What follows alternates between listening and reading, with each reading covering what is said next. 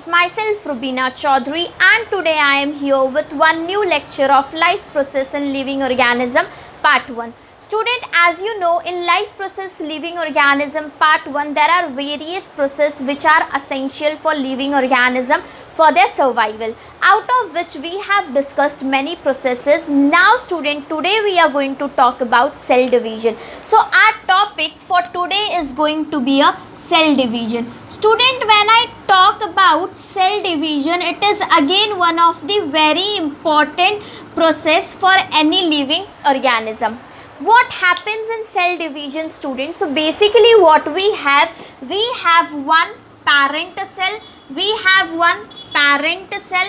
and now this parent cell will divide itself and they will produce two new cells, and these cells are known as a daughter cell. So basically this is a process which we call it as a cell division. Here I was having a parent cell, and now that parent cell has given me a two daughter cells. So this is a process which is known as a cell division. So basically student, if I tell you what is a cell division, it is a process in which parent divide itself and produce daughter cell. तो बेटा अगर हम cell division को define करें तो आ जाएगा, it is a process in which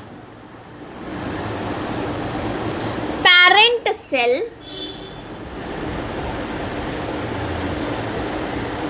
divide itself and produce daughter cell. बेटा ये जो सेल डिवीजन है ये हमारे लाइफ का एक बहुत इम्पॉर्टेंट प्रोसेस है.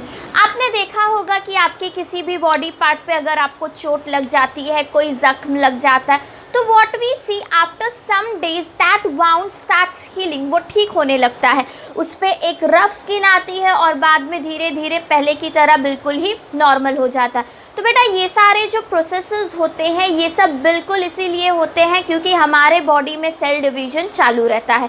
Cell division is responsible for wear and tear mechanism of our body. हमारे बॉडी में जो भी वियर एंड टियर मैकेनिज्म हो रहा है वो सब कुछ बिकॉज ऑफ सेल डिवीजन ही होता है. अब अगर हम देखें तो सेल डिवीजन एक बहुत इंपॉर्टेंट टर्म्स है इन टर्म्स ऑफ रिप्रोडक्शन. रिप्रोडक्शन एक ऐसा प्रोसेस है which is not important for our survival, but it is important to maintain the continuity of life on earth, and it is important to carry forward your generation. अगर reproduction नहीं होता है तो आपके generation जो है वो आगे नहीं बढ़ पाते. तो यहाँ पे बेटा रिप्रोडक्शन में भी बहुत इंपॉर्टेंट रोल होता है सेल डिवीजन का. तो बेटा आज हम लोग क्या करने वाले हैं, आज हम लोग सेल डिवीजन के बारे में डिस्कस करने वाले हैं, but not in terms of reproduction, in terms of हमारे बॉडी में जो वियर एंड टियर मैकेनिज्म हो रहा है. You see when you are born you are so smaller in size, and धीरे धीरे आपकी बॉडी क्या होती है, ग्रो करती है. तो आपके बॉडी के ग्रोथ के लिए कौन से सेल डिवीजन होते हैं ये हम आज के लेक्चर में डिस्कस करने वाले. बेटा क्लास 10 का ये एक बहुत इंपॉर्टेंट टॉपिक है सेल डिवीजन, जिसके बेसिस पे आपके बोर्ड एग्जाम्स में भी क्वेश्चन पूछे जाते हैं. सो बेटा लेट अस सी कि व्हाट इज सेल डिवीजन. तो हम लोग सबसे पहले क्या करेंगे, हम लिख लेते हैं सेल डिवीजन. ओके, अब अगर सेल डिवीजन को ब्रॉडली क्लासिफाई करें तो सेल डिवीजन जो होते हैं ये दो टाइप के होते हैं. एक को बोला जाता है माइटोसिस और दूसरे को बोला जाता है meiosis. One is known as a mitosis and another one is known as a meiosis. बेटा माइटोसिस जो होता है ये हमारे बॉडी में रिस्पॉन्सिबल होता है to carry forward all the wear and tear mechanism. Mitosis हमारे बॉडी के सोमैटिक सेल्स में होता है. It is found in somatic cell and as well as in stem cell, और this cell is responsible for growth of our body. वहीं पे अगर मैं मियोसिस के बारे में बात करूं तो मियोसिस जो होता है बच्चा ये जर्म सेल्स में होता है. ये जर्म सेल्स में होता है जहाँ पे हम ये देखते हैं कि किस तरह से जाइगोट से एम्ब्रियो बनने का पूरा प्रोसेस होता है, that is because of meiosis. Now students, when I talk about cell division, हम इससे पहले कि ये टॉपिक को डिटेल में स्टार्ट करें, हम ये देख लेते हैं कि हमारे सेल में क्या होता है। तो फर्स्टली मैंने क्या बना दिया, ये मेरा सेल है और सेल के अंदर आ गया हमारा न्यूक्लियस। बेटा nucleus is nothing but nucleus के अंदर क्रोमोसोम्स होते हैं। Okay, we will see in detail. मतलब ये मेरा न्यूक्लियस है। तो अगर मैं न्यूक्लियस का एक क्रॉस सेक्शन लेती हूँ, if I take a very small cross section of a nucleus और मैं इसको मैग्नीफाई करके देखूँ, तो आई विल सी कि न्यूक्लियस के अंदर क्रोमोसोम्स हैं, न्यूक्लियस के अंदर क्रोमोसोम्स हैं।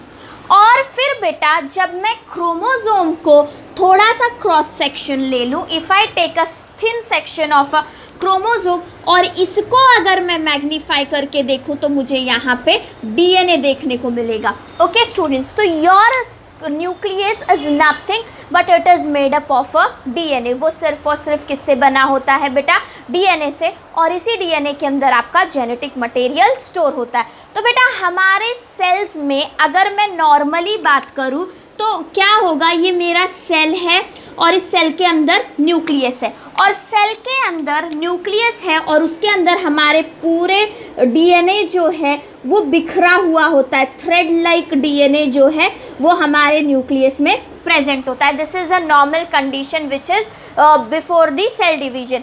यहाँ पे बेटा ये न्यूक्लियस के अंदर क्या है, डीएनए है in the form of a spreaded thread, DNA in the form of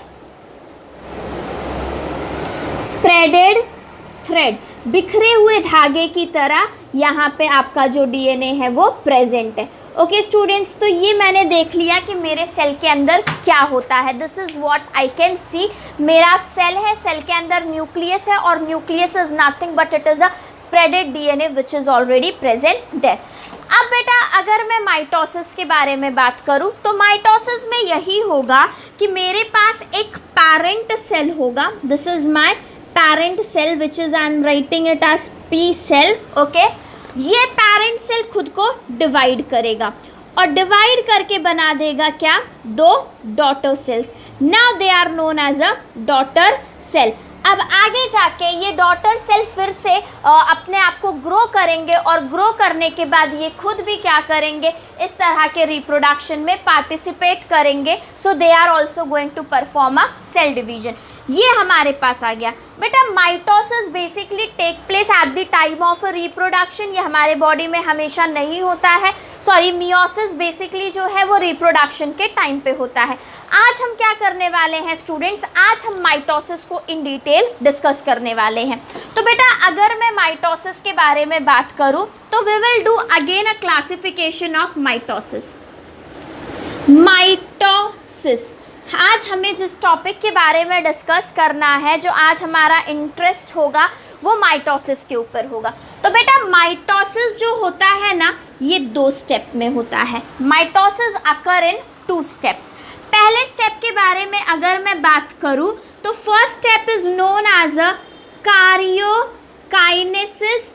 first step is known as a karyokinesis and second step is known as a cytokinesis. So here what I can see students, mitosis takes place into 2 steps. My first step is known as a karyokinesis and my second step is known as a cytokinesis. बेटा karyokinesis is nothing but इसे हम बोलते हैं nuclear division, और cytokinesis को हम बोलते हैं साइटोप्लाज्मिक डिवीजन। Cytoplasmic division. तो माइटोसिस 2 स्टेप में होता है। सबसे पहले उसके न्यूक्लियस डिवाइड हो जाते हैं और न्यूक्लियर डिवाइड होने के बाद उसका क्या हो जाता है बेटा, उसका जो है साइटोप्लाज्म डिवाइड हो जाता है। तो अगर मैं कार्योकाइनेसिस के बारे में बात करूं, कार्योकाइनेसिस, तो कार्योकाइनेसिस में होगा क्या, ये मेरा पेरेंट सेल है और ये मेरे पेरेंट सेल का न्यूक्लियस है। बाद में आपका जो पेरेंट सेल है वो अपने न्यूक्लियस को डिवाइड कर लेगा और अब मेरे पेरेंट सेल के पास क्या आ गया बेटा, अब मेरे पेरेंट सेल के पास 2 न्यूक्लियस आ गए। तो इस स्टेप को हम क्या बोलते हैं? इस स्टेप को हम बोलते हैं karyokinesis. We call it as a karyokinesis.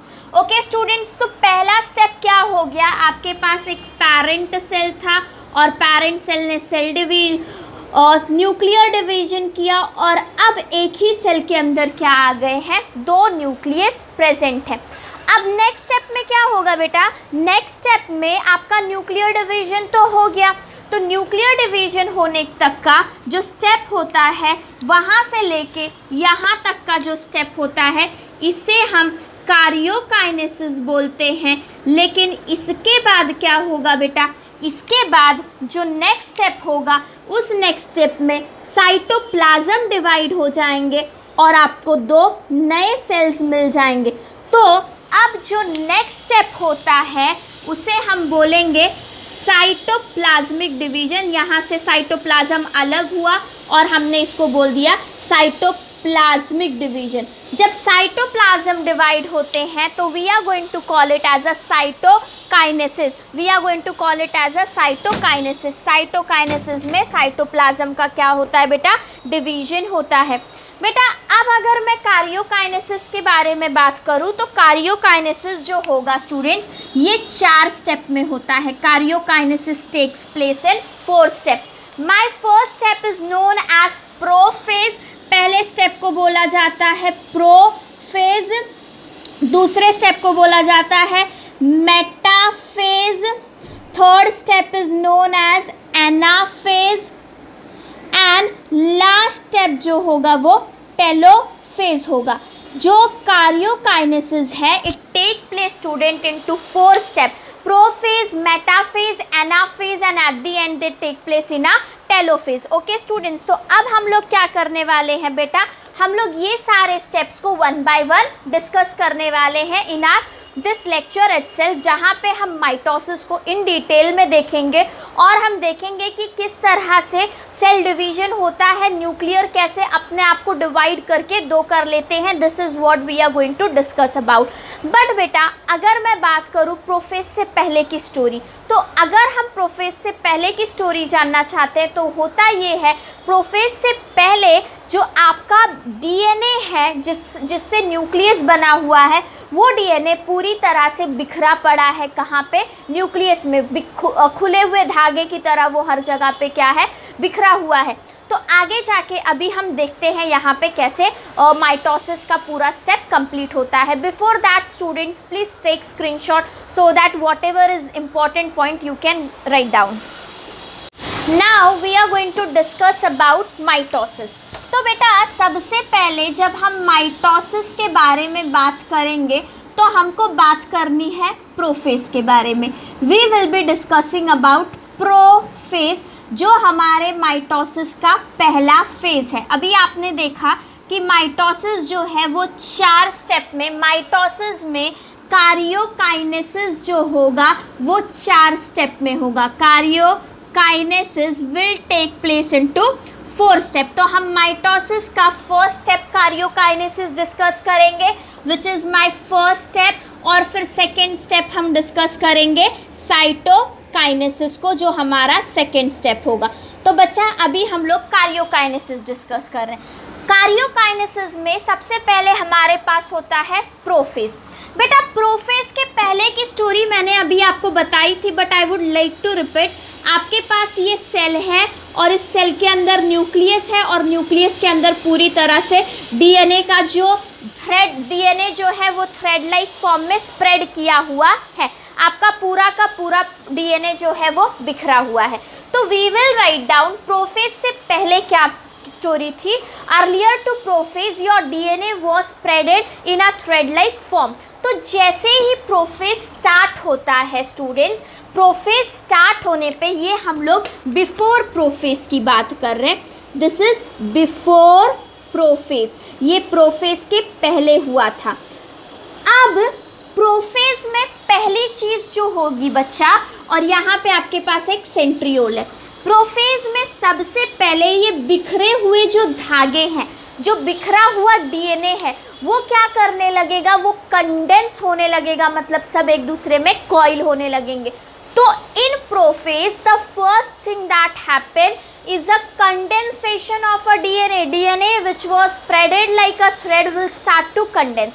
तो बेटा जब ये spreaded form में था ना, तो ये बिल्कुल thin था, बहुत पतला था, आपको दिख भी नहीं रहा था, और कैसा था, साइज में ये बड़ा था student, it was longer in size. तो अब प्रोफेज में क्या होगा, जो हम फर्स्ट स्टेप के बारे में बात करें तो फर्स्ट स्टेप में we will see in prophase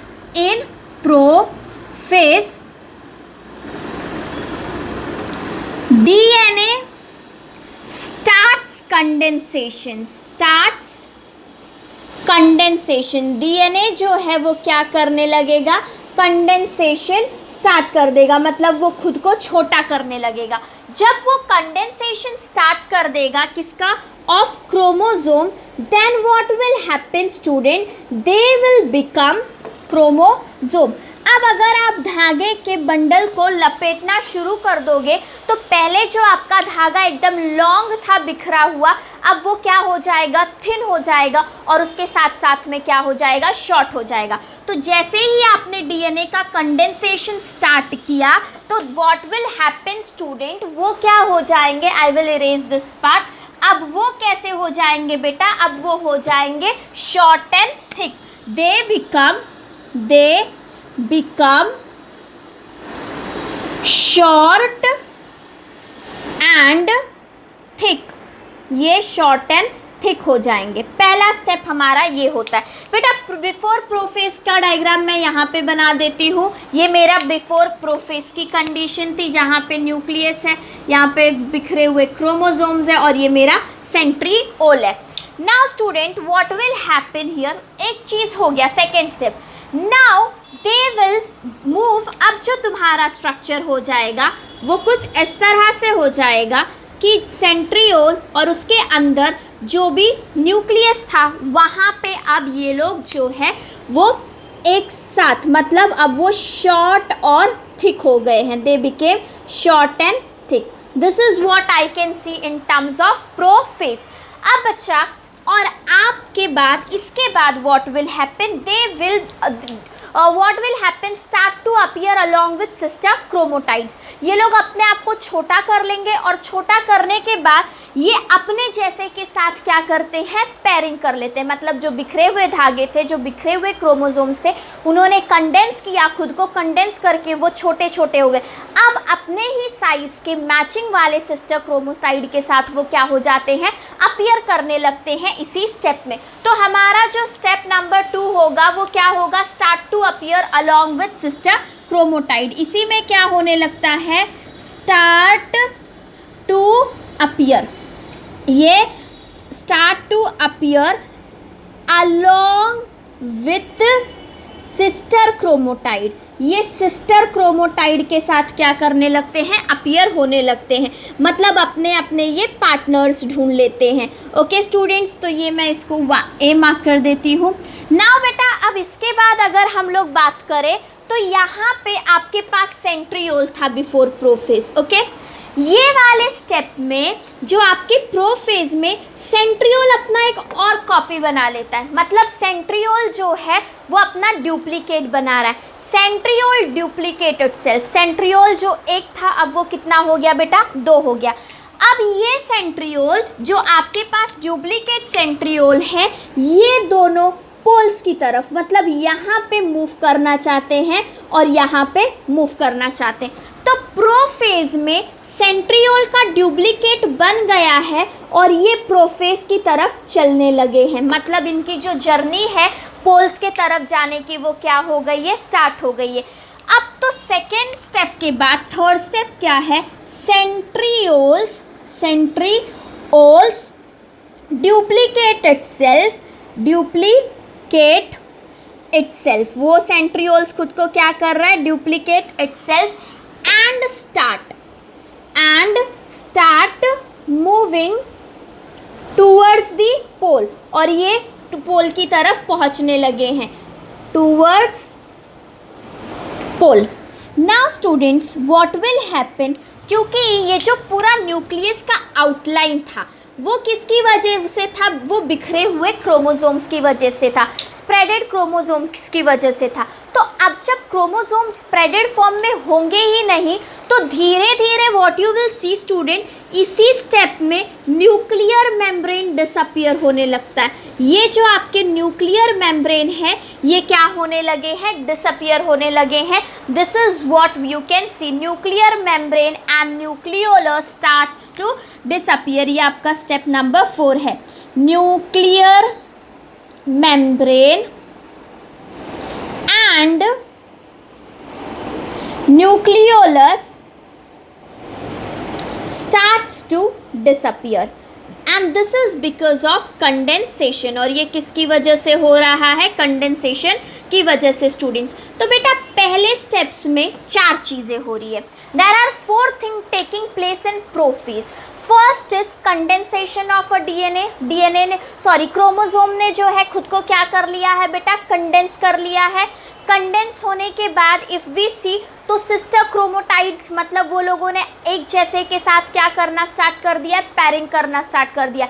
जिसको अपने जैसा मिला है वो उसके साथ क्या कर रहा है? पैरअप कर रहा है। मतलब they are going to appear along with sister chromatids. Centriole ने खुद को डुप्लीकेट कर लिया है और डुप्लीकेट करके वो पोल्स की तरफ मूव करने लगा है। और जो तुम्हारा न्यूक्लियर मेम्ब्रेन है, बिकॉज सारे ही क्रोमोसोम्स ने खुद को क्या कर लिया है? थ्रेड के फॉर्म में, मतलब उनका कंडेंसेशन हो गया, तो because of that nuclear membrane क्या होने लगा है? डिसअपियर होने लगा। बेटा ये 4 स्टेप्स हैं जो आपके प्रोफेज में होते हैं। अब प्रोफेज के बाद अगर हम लोग बात करें मेटाफेज की, तो जो हमारा सेकेंड फेज होगा प्रोफेज के बाद, we are going to talk about metaphase. Metaphase second step है कार्योकाइनेसिस का। Metaphase is a second step of karyokinesis. बेटा बहुत सारी चीज़ें जो है प्रोफेज में स्टार्ट हुई है। Condensation of a DNA start हुआ, ओके। मेटाफेज में आते आते मेटाफेज में कंडेंसेशन कंप्लीट हो जाएगा। मतलब जो चीज़ें प्रोफेज में स्टार्ट हुई थी वो मेटाफेज में क्या हो रही है? कंप्लीट हो रही है। एक तो कंडेंसेशन शुरू हुआ था तो मेटाफेज में कंडेंसेशन कंप्लीट हो जाएगा। दूसरा, सेंट्रियोल ने पोल की तरफ जाना स्टार्ट कर दिया था, अभी मेटाफेज में सेंट्रियोल पोल की तरफ पहुंच जाएगा। न्यूक्लियर मेम्ब्रेन और न्यूक्लियोलस डिसअपियर होने लगे थे, कहाँ पे? प्रोफेज में स्लाइटली, वो भी अभी तक हमें दिख रहे थे। तो आगे जाके क्या होगा? आगे जाके स्टूडेंट्स मेटाफेज में न्यूक्लियर पूरी तरह से डिसअपियर हो चुका रहेगा। तो जो सारी चीज़ें प्रोफेज में स्टार्ट हुई थी वो सब स्टूडेंट्स समहाउ जो है आपके मेटाफेज में कंप्लीट हो जाएंगी। तो पहला स्टेप जो हमारे मेटाफेज में होगा, the first thing which will happen in our metaphase is nuclear membrane completely disappears. Nuclear membrane completely disappears. पूरी तरह से न्यूक्लियर मेम्ब्रेन क्या हो गया है? डिसअपियर हो गया। तो जब पूरी तरह से न्यूक्लियर मेम्ब्रेन डिसअपियर हो गया तो ये आपका सेल के अंदर अब न्यूक्लियर मेम्ब्रेन नहीं है, हमारे पास ढेर सारी सिस्टर क्रोमेटाइन्स हैं। और उसके बाद में हमारे पास यहाँ पे क्या था स्टूडेंट्स? हमारे पास यहाँ पे सेंट्रियोल था जो पोल्स की तरफ जाने लगे। तो अभी मैं फ़िलहाल वो अपने फर्स्ट पोजीशन की तरह ही रख रही हूँ। पहला स्टेप मैंने यहाँ पे दिख लिया, न्यूक्लियर मेम्ब्रेन क्या हो गए बेटा? डिसअपियर हो गए। अब आपका कंडेंसेशन ये स्टेप में कंप्लीट हो चुका है। तो कंडेंसेशन जो है वो पूरी तरह से कंप्लीट हो गया है। Condensation of chromosome is completed. Condensation complete हो गया है। Now student what will happen? They are going to become short and thick.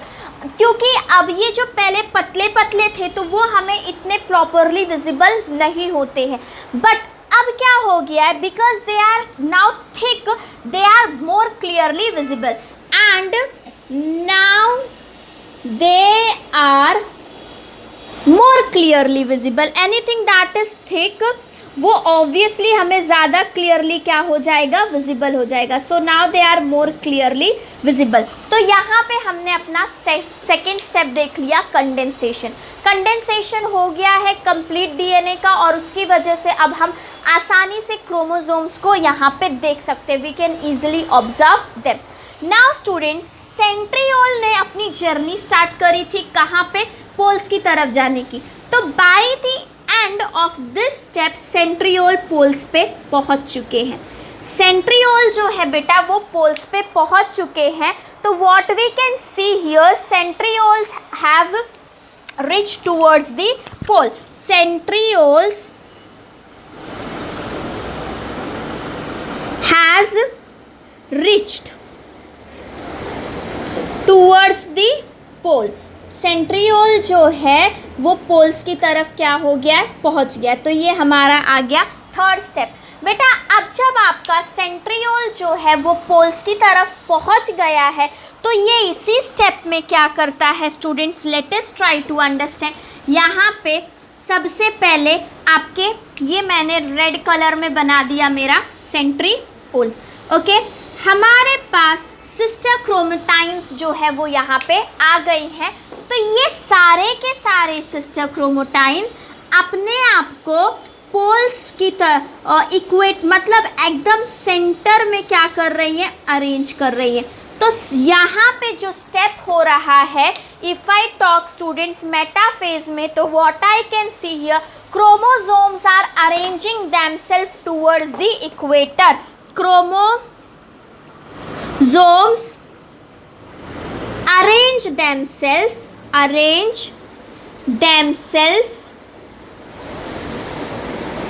towards the equator. ये खुद को क्या कर रहे हैं, इक्वेटर के तरफ अरेंज कर रहे हैं. Chromosomes arrange themself towards the equator. और साथ साथ में स्टूडेंट एक चीज़ यहाँ पे होगा, ये जो आपका सेंट्रियोल था ये एक स्पेशल थ्रेड को क्या करेगा, रिलीज करेगा, and that is known as a spindle fibre. तो यहाँ से अब एक स्पेशल तरह का फाइबर बनेगा, और वो फाइबर जो है वो आपके सेंट्रोमियर तक पहुँचेगा.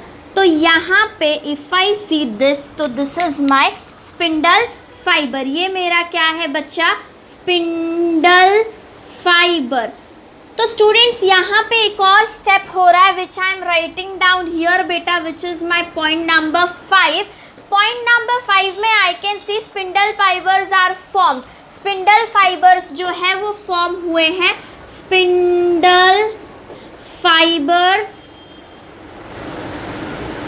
Are formed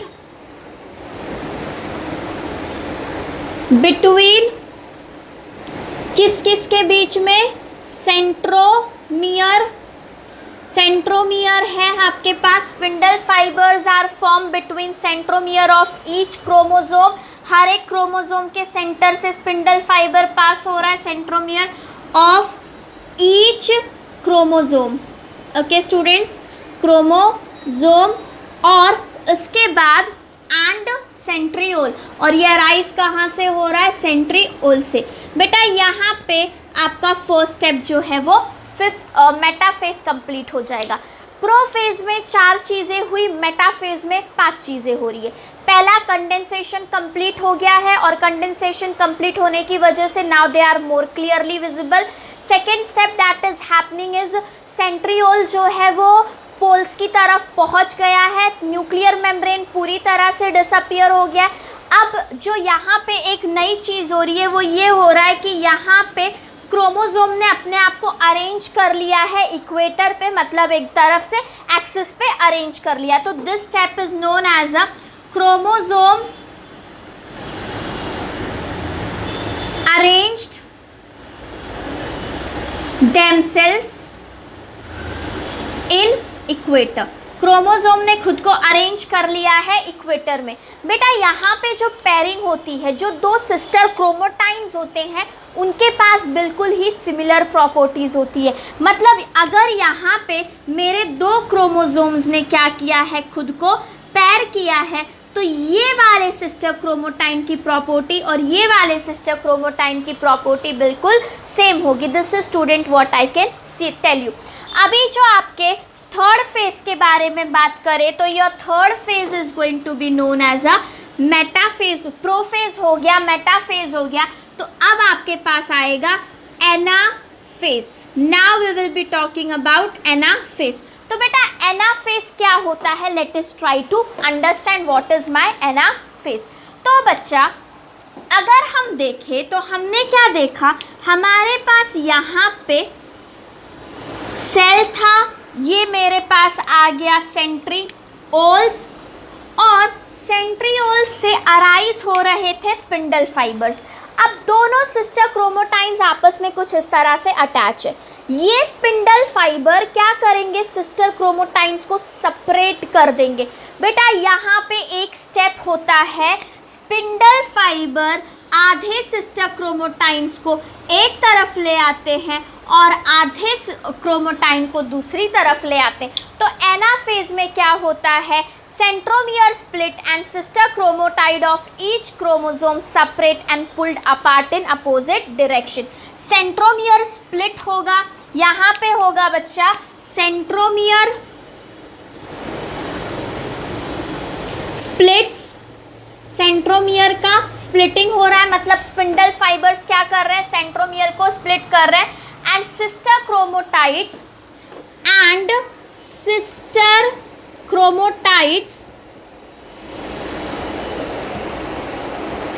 are pulled apart, दोनों को अलग कर दिया गया है, are pulled apart in opposite direction।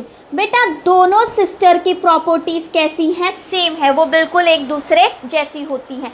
तो एक सिस्टर क्रोमोटाइन को एक तरफ चला गया और दूसरा सिस्टर क्रोमोटाइन जो है वो दूसरी तरफ चला गया। तो एनाफेज में जो पहला स्टेप हो रहा है वो ये हुआ कि हम दोनों सिस्टर क्रोमोटाइन जिन्होंने एक दूसरे के साथ पेयरिंग की थी बेटा, उनको क्या कर दिया गया है, अलग कर दिया गया है। अभी सेपरेटेड सिस्टर क्रोमोटाइन को हम क्या बोलते हैं बेटा, ये जो सिस्टर क्रोमोटाइन अलग हो चुकी हैं इसे हम बोलते हैं daughter chromosome. They are known as daughter chromosome. So we will write down here second point, separated sister chromatides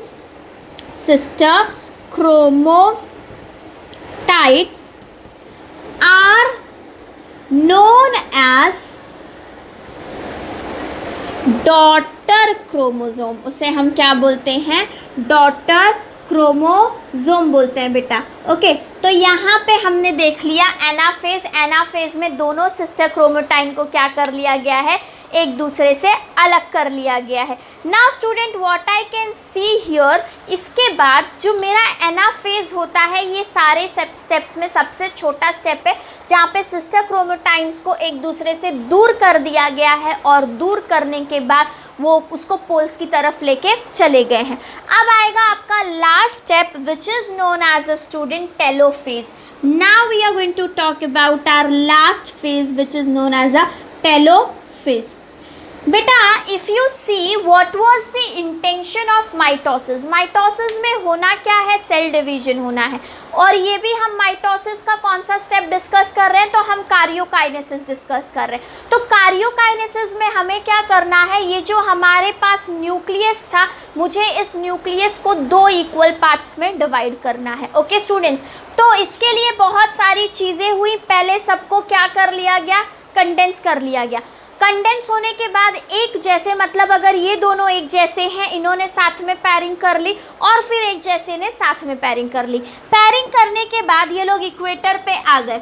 अब स्पिंडल फाइबर क्या करेगा, जैसे कि ये दोनों एक जैसे हैं तो एक को एक तरफ लेके चला जाएगा और एक को एक तरफ लेके चला जाएगा। इससे होगा क्या स्टूडेंट्स, इससे इक्वल डिवीजन हो जाएगा। तो ये वाले स्टेप में आप देख सकते हो आपके पास जितने सिस्टर डॉटर क्रोमोसोम इस तरफ है, उतने ही डॉटर क्रोमोसोम्स उस तरफ है, और ये दोनों डॉटर क्रोमोसोम्स जो है दोनों साइड में वो एक दूसरे से सिमिलर है प्रॉपर्टीज़ में। इससे हमने क्या किया है, अपने डॉटर क्रोमोसोम्स को इक्वली दोनों तरफ ऑब्टेन कर लिया। अब बेटा इन्होंने कंडेंसेशन कर लिया था, आगे जाके दोबारा से टेलोफेज में क्या होता है बेटा, telophase is completely opposite to your first phase which is known as a prophase. Prophase में जो कुछ हुआ था उसका अपोजिट क्या हो जाएगा, टेलोफेज में हो जाएगा। Let me explain you first with the help of diagram. ये मेरे पास मेरा सेल में मेरे पास सेंट्रियोल था और ये सारी चीज़ें। सबसे पहले ये क्या करेंगे, ये डिकंडेंस होने लगेंगे, मतलब इन्होंने जो खुद को क्या कर लिया था, पूरी तरह से कंडेंस कर लिया था, अब ये खुद को एक दूसरे से डिकंडेंस करने लगेंगे, दोबारा से खुलने लगेंगे। तो दोबारा से जब ये खुलने लगेंगे तो एक न्यूक्लियस इस तरफ आ जाएगा और दूसरा न्यूक्लियस क्या हो गया, इस तरफ आ गया। ओके स्टूडेंट्स, और अगर हम लोग फर्स्ट स्टेप में देखें तो सिस्टर क्रोमेटाइन्स जो थे, क्योंकि कंडेंसेशन की वजह से हमें सिस्टर क्रोमेटाइन्स मिले थे, तो अब वो हमें टेलोफेज में नहीं दिखेंगे, बट हमें क्या दिखने लगेंगे, दो न्यूक्लियस नए अलग अलग। अब इस न्यूक्लियस के बाहर हमें इसका न्यूक्लियर मेम्ब्रेन भी नज़र आने लगेगा, we can see the nuclear membrane. First step में न्यूक्लियर मेम्ब्रेन डिसअपियर होने लगा था, लेकिन फोर्थ स्टेप में वो फिर से क्या हो जाएगा, अपीयर हो जाएगा। तो स्टूडेंट्स इससे होगा ये कि हमारे दोनों के दोनों न्यूक्लियस जो है वो ऑब्टेन हो जाएंगे हमें, और जैसी प्रॉपर्टी हमारे इस न्यूक्लियस की होगी बिल्कुल उसी तरह से हमारे दूसरे न्यूक्लियस की होगी, क्योंकि दोनों सिस्टर क्रोमोटाइन्स को पहले जोड़ी बनाई गई और वो कैसे थे, एक दूसरे से प्रॉपर्टीज़ में बहुत ही सिमिलर थे। तो अभी अगर मैं अपने टेलोफेज के बारे में बात करूँ तो my first step will be decondensation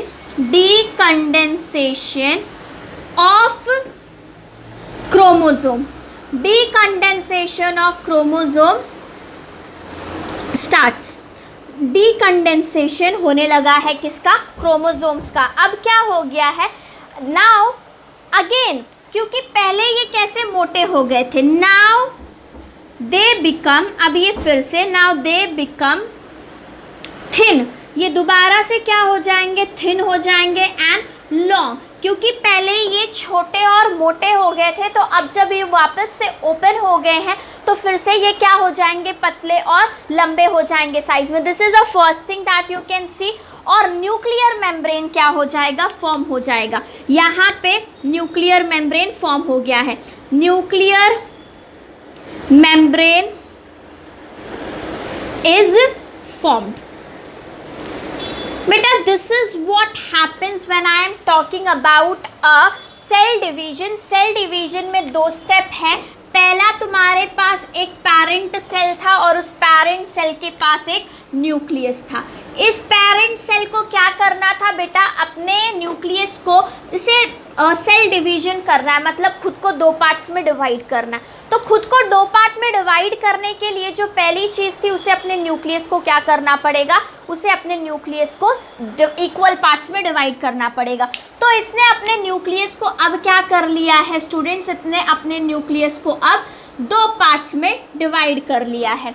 ये स्टेप जो है, इसी स्टेप को हम कार्योकाइनेसिस बोलते हैं, which is known as a nuclear division. अब कार्योकाइनेसिस के बाद होता है बच्चा यहाँ पे साइटोकाइनेसिस, मतलब साइटोप्लाज्मिक डिवीजन। तो नाउ लेट अस सी, और ये पूरा प्रोसेस जो होता है, this is a cell division, यही है आपका cell division. Let us see what comes in cytokinesis. Cytokinesis is a small step, so we will discuss here itself. Cytokinesis. Students, what is cytokinesis? It is a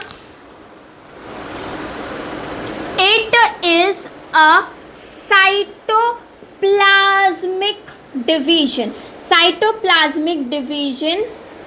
And due to which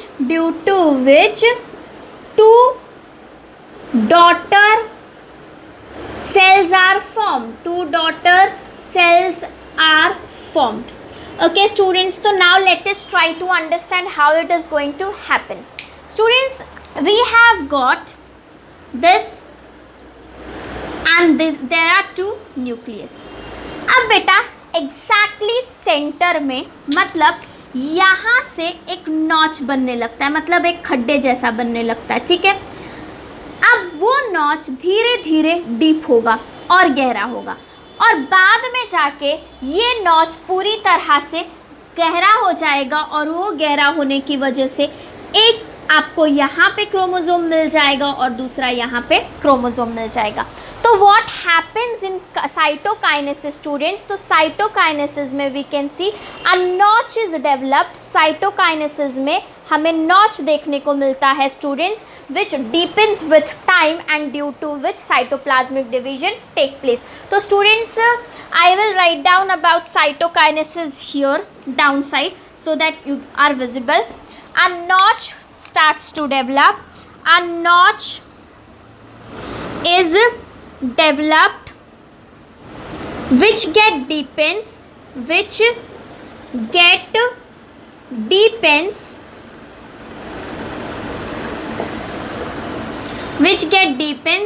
and result in cytoplasmic division. और बेटा इसी के साथ आपका mitosis जो है वो complete हो जाएगा। This is how we have completed our mitosis. Students, what happen, what is the basically mitosis का काम क्या है हमारे बॉडी में? तो even though I have told you initially, mitosis हमारे बॉडी के वियर एंड टियर मैकेनिज्म को मेंटेन करता है। मतलब हमारे बॉडी में जो पूरा मेंटेनेंस का काम होता है कि कहीं पे अगर स्किन कट गई है तो वहाँ पे दोबारा आना, आपके न्यू स्किन की ग्रोथ होना, ये सारी चीज़ें जो होती हैं ये किसकी वजह से होती है? माइटोसिस की वजह से होती है। हमारा पूरा बॉडी जो है वो रिपेयर होते रहता है time to time, that is because of mitosis. Student, mitosis is a very important topic when I am talking with respect to your board exams. Okay students, so that's all for today. Thank you and keep watching my lectures.